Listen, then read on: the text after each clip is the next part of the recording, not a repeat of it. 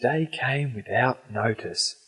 I was in Dr Grumpky's office getting the special behaviour management, and Dr Grumpky was reading the love poems, as usual. Some of my friends were playing soccer when Mum came.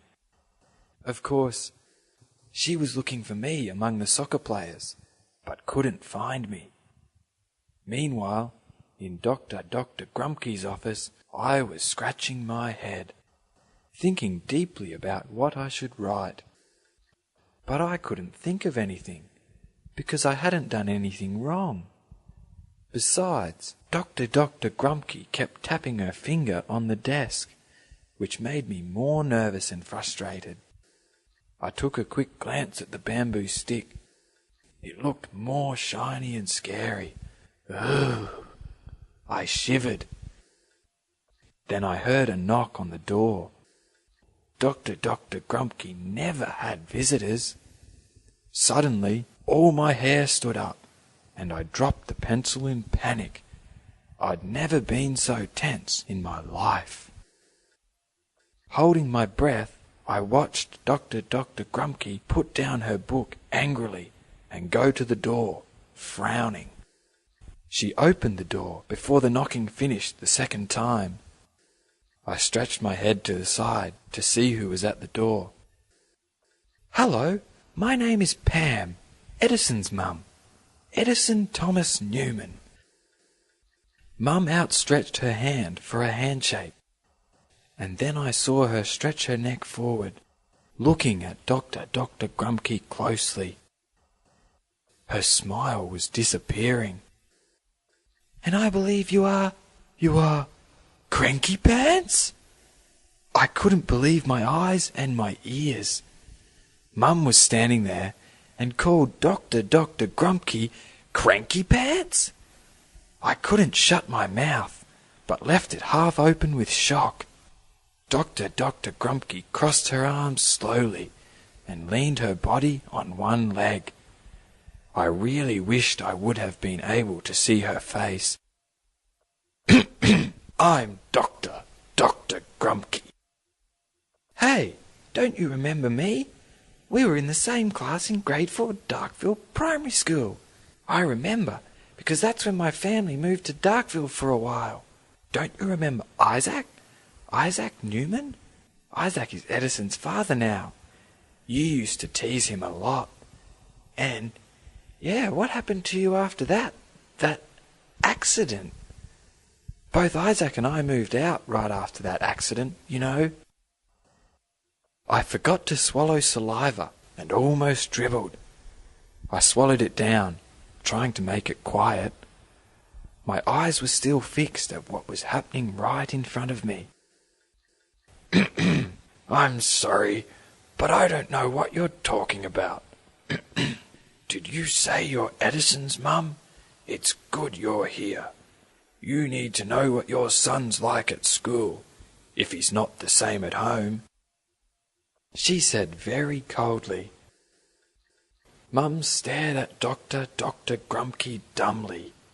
Then she blinked twice. "I beg your pardon? Where's my son? What did he do? Is he okay?" Mum tried to see inside the office, moving her head from side to side, as Dr Grumpky was still standing at the door, covering Mum's vision. Then she noticed me sitting and watching them talk, with my body stiff and my mouth half open. "Edison, what are you doing here? I thought you would be playing soccer, but I didn't see you out there.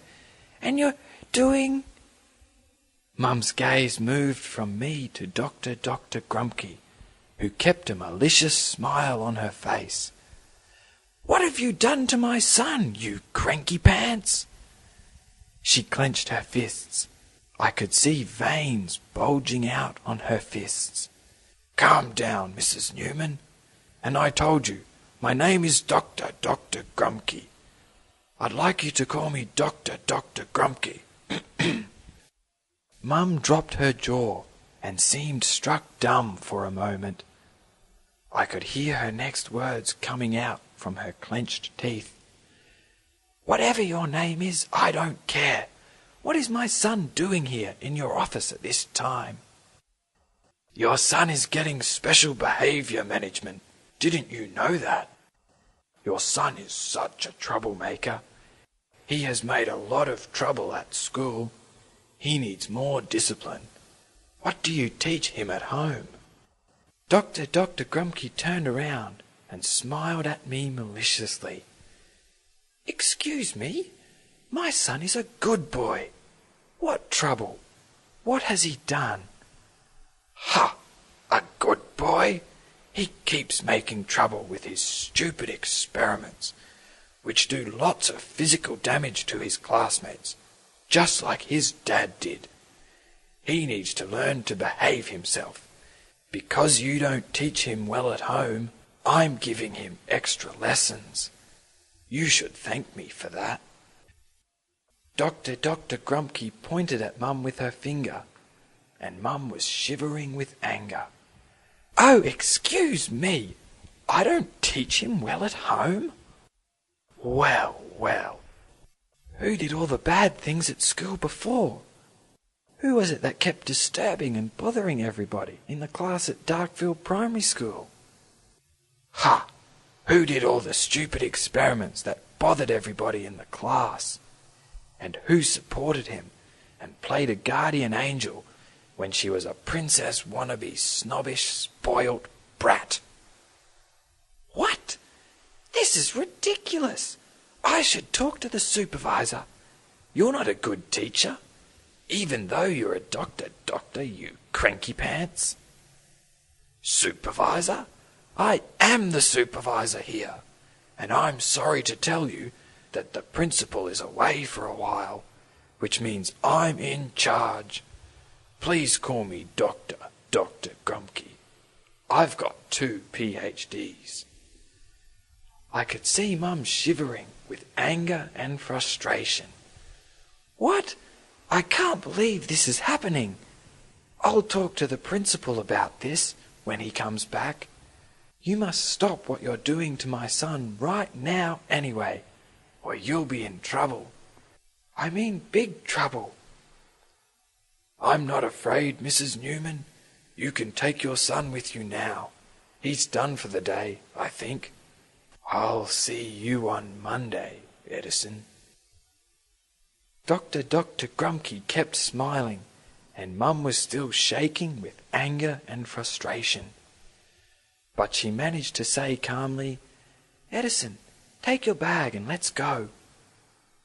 I saw Dr. Grumpky's gaze following me while I was taking my bag with trembling hands. Following Mum out of the office, I caught the malicious smile on her face, which gave me goosebumps.